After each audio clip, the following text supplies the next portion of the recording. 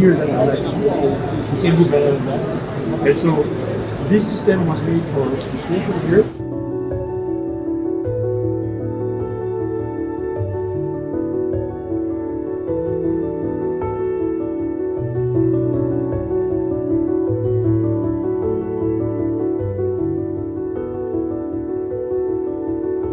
I'm not going to give you a history lesson, but because it has been mentioned already, it started at the end of the 1800s, where Reykjavik, I don't know, you mentioned it, I think.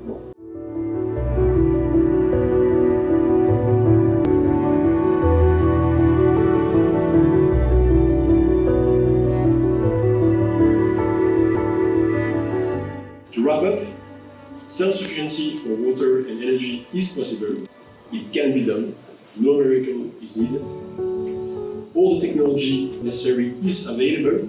Sometimes innovation is more about how you look at systems, how you make them work together. So we are available to share our expertise, our knowledge. With that, I'd like to thank you very much.